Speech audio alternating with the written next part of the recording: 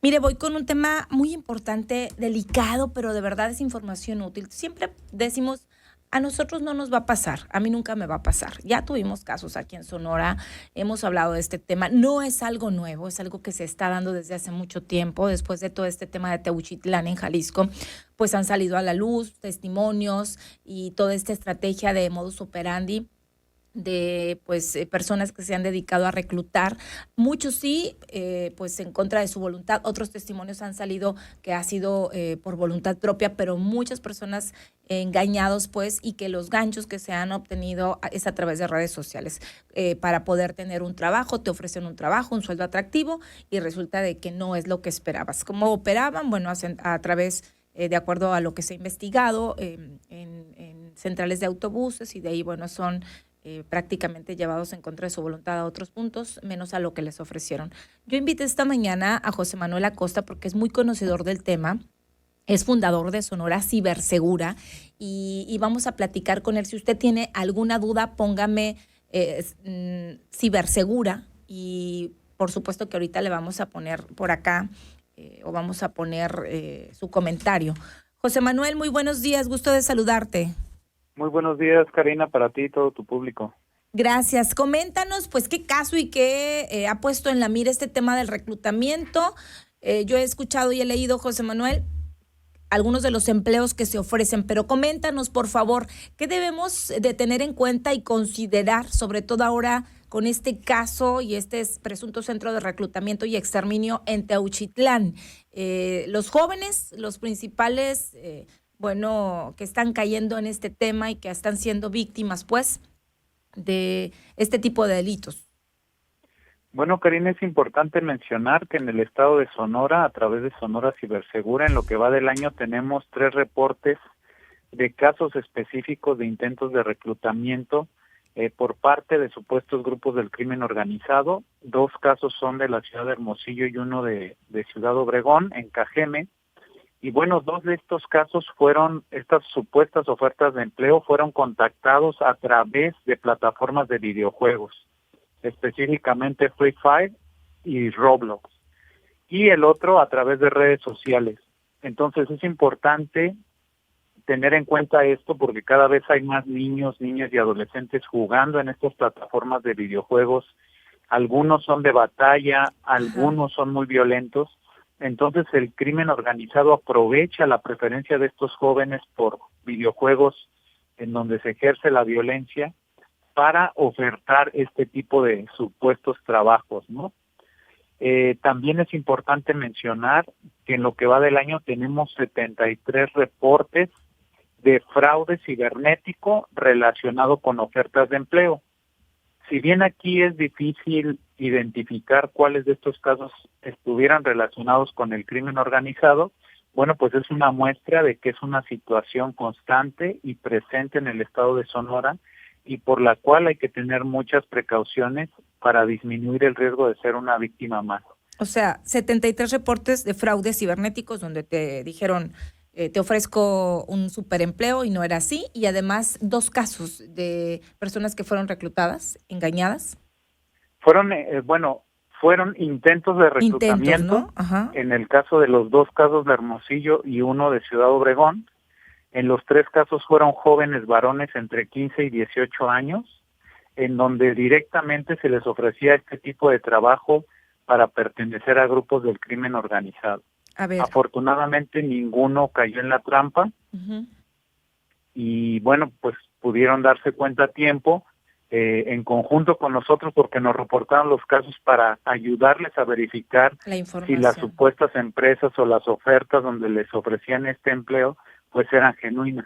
Vamos a prestar atención. ¿Cuáles son así los puntos rojitos o las alertas que debemos de parar las antenitas? Yo leía algunos de los, ahorita me dices videojuegos, pero también leía que algunos de los principales empleos que ofrecen son relacionados con guardias de seguridad, chofer, operador de call center, que este es uno de los muy comunes, con altos ingresos y prestaciones y viáticos incluidos. Y ahorita también el tema de jóvenes que, bueno, están jugando a través de de esta modalidad que nos platicabas hace un momento. ¿Qué detecto? ¿Qué puedo decir o identificar? Algo no está bien. el sueldo alto, muy alto, las prestaciones, ¿qué puede ser? Así es. Algunas de las señales de alerta, Karina, son los sueldos demasiado altos sin requerir mucha experiencia. Por ejemplo, los sueldos que les ofrecían a los jóvenes de los casos que comentábamos van desde los 5,000 hasta los 12,000 pesos mensuales. Errores ortográficos y gramaticales en las ofertas de empleo, Okay. URL sospechosas, sin medidas de seguridad, sin HTTPS, sin el candado cerrado, porque en algunos casos hemos detectado páginas falsas de empresas falsas que los criminales crean para hacer mucho más creíbles los engaños.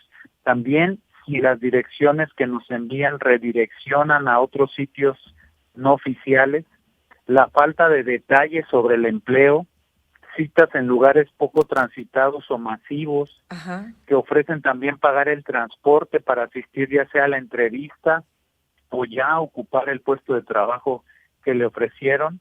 Y una muy importante, Karina, es que existe generalmente mucha presión por parte de quien supuestamente ofrece el empleo para que el candidato o candidata acepte de inmediato, es decir, este famoso sentido de urgencia, de decirle ya se va a ocupar la plaza, queda nada más una, muchos están aplicando para este puesto de trabajo, entonces esta presión es muy característica de este tipo de fraudes o falsas ofertas de empleo, no solamente por parte de grupos criminales, sino de criminales en general. Sí, la Ahora, insistencia, pues, uh-huh, cuando te están insistentemente, pues, haciendo las llamadas o contactándote por WhatsApp o por tus redes sociales, etcétera. Y el punto de las centrales de autobuses que han estado relacionados a estos casos, por ejemplo, los testimonios de Teuchitlán hacen referencia, y bueno, años atrás hay casos documentados desde 2017 en otros puntos del país en donde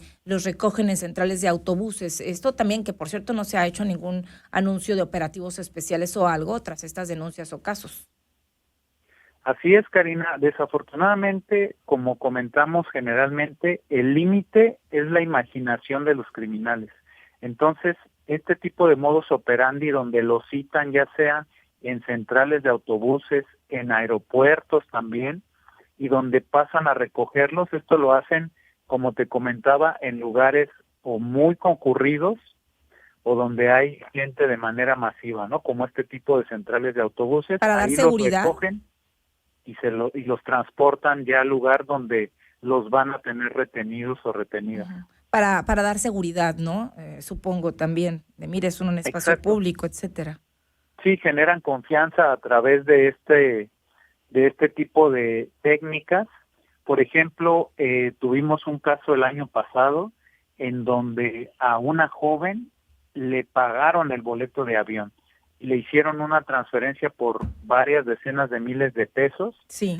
para poder subsanar los gastos que tuviera al llegar. Entonces, con todo esto, generan confianza en la víctima, Uh-huh. le hacen pues sentir mayor confianza de que es una empresa real, utilizaron documentos con logotipos de una empresa fantasma y todo esto lo hacen, bueno, pues para generar confianza y que la víctima no sospeche y sea mucho más fácil que siga con el engaño. Sí, la edad productiva ahorita es el interés o son los casos que más hemos visto, jóvenes. Hablábamos el otro día con una periodista experta en desapariciones y nos decía, ahorita ser joven es ser vulnerable prácticamente, pero ojo, no está tampoco descartado que usted si es una persona ya adulta, adulta mayor, esté exenta de algún hecho delictivo por estos fraudes que también comentabas. Estamos abarcando o tratando de hablar y que usted detecte en todos los sentidos.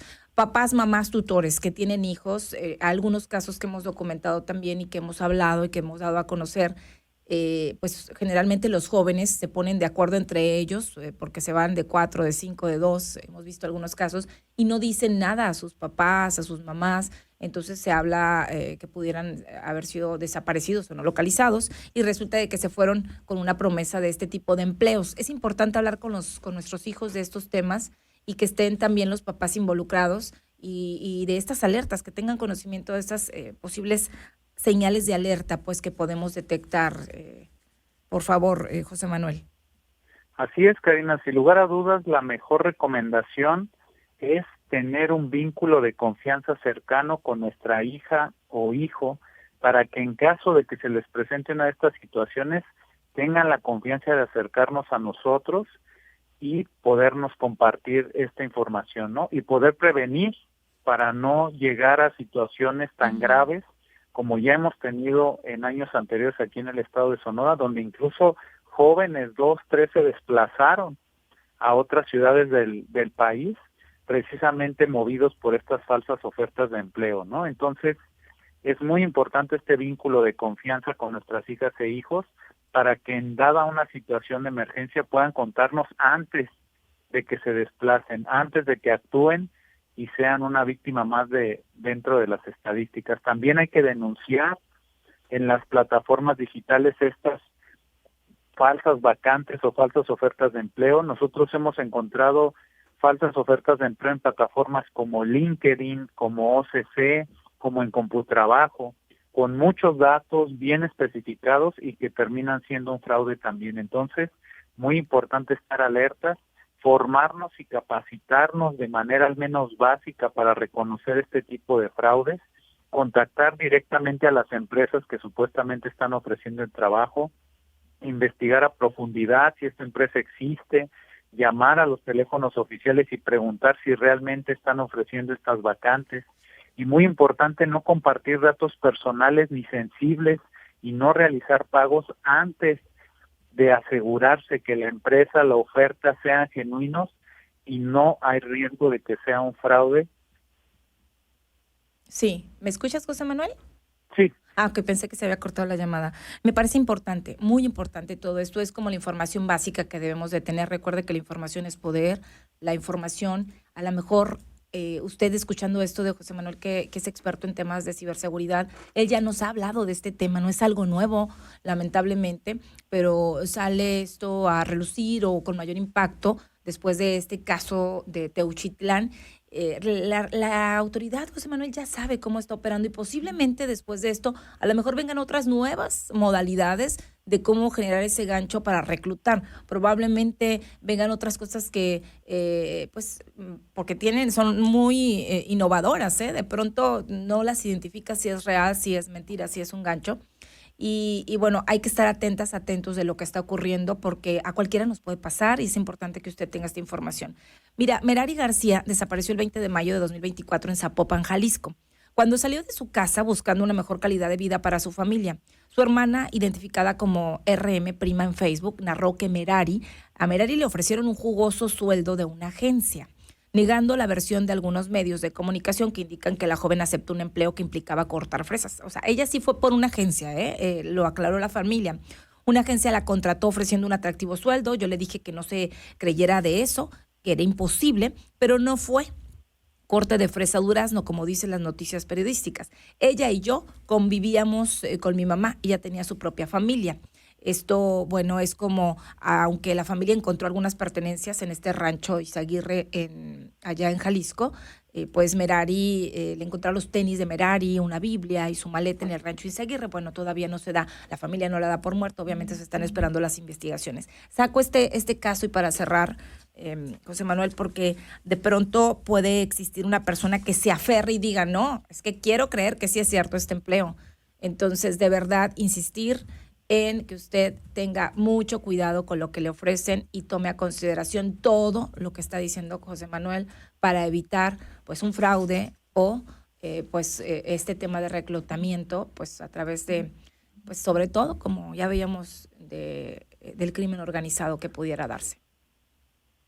Así es, Karina, muy importante siempre estar al pendientes y hablar con nuestras hijas e hijos a manera de prevención sobre estos temas, sobre los riesgos y los peligros que existen dentro de redes sociales e internet, acompañarlas, claro, si son muy pequeños o pequeñas, durante el tiempo que están frente a una pantalla, porque no somos conscientes de todas las amenazas que existen dentro de estos espacios digitales.